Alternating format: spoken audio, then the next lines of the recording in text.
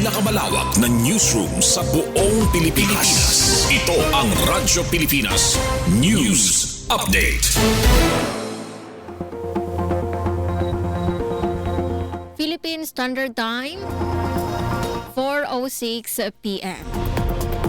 Maupay nga kulop sa iyong tanan, asya iniyan mga balita yan na nga oras. Serbisyo Caravan 2026 formal nga ginabrehan sa Barangay Himalandrog, Calbayog City. Detalye aade sa akon report. Radyo Pilipinas Report.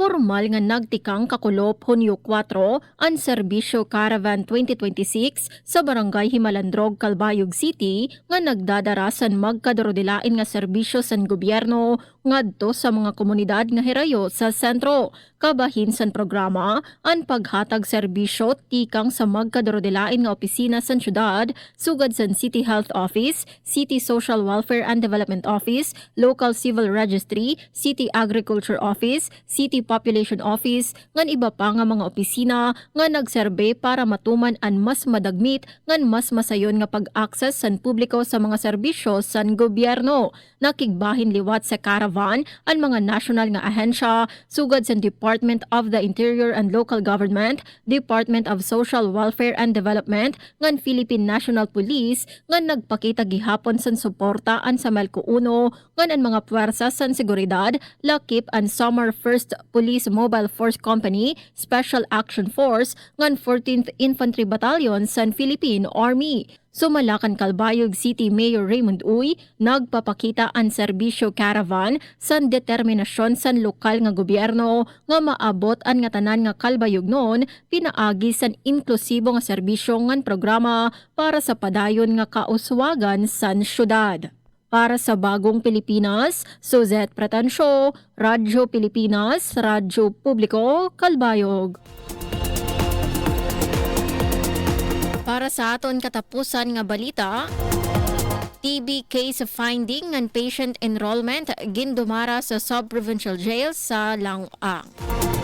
Detalye ade sa akon report.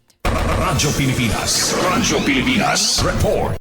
Nagpadayon ang Municipal Health Office san Bungto San Lawang, Northern Samar sa pagpakusog san kampanya kontra tuberculosis, pinaagi san follow-up TB case finding and patient enrollment for treatment ng tuberculosis preventive therapy o TPT nga ginbuhat sa sub-provincial jail sa Lawang, Northern Samar. Tumong sa aktibidad ang pagdiskubre san posible nga mga kaso san TB, pag-monitor san mga kinahanglan pa san follow-up nga pag-ataman, ngan pagparehistro dayon san mga kwalipikado nga pasyente para sa husto nga pagbulong o preventive therapy. Ginsumatan nga ginhatagan liwat san health assessment, TB screening, counseling ngan orientasyon ang mga persons deprived of liberty, agud masabtan nera ang importansya san temprano nga pagdiskubre, pagsunod sa pagbulong, ngan paglikay sa pagsarang san sakit. Sumala san Municipal Health Office, nagpapakita ini nga importante nga mahatagan san serbisyo panlawas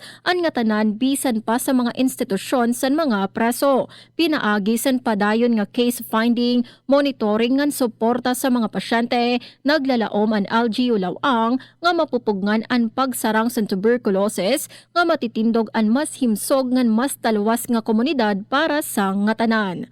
Para sa Bagong Pilipinas, Suzette Pretancio, Radyo Pilipinas, Radyo Publiko, Calbayog. Asya doon kabugusan sa mga balita yan na nga oras. Padayon ka mo pamati sa DYOG Radyo Pilipinas, Radyo Publiko Calbayog para sa mga news updates. Ini si Suzette Pretancio para sa Radyo Pilipinas, Radyo Publiko. Mula sa pinakamalawak na news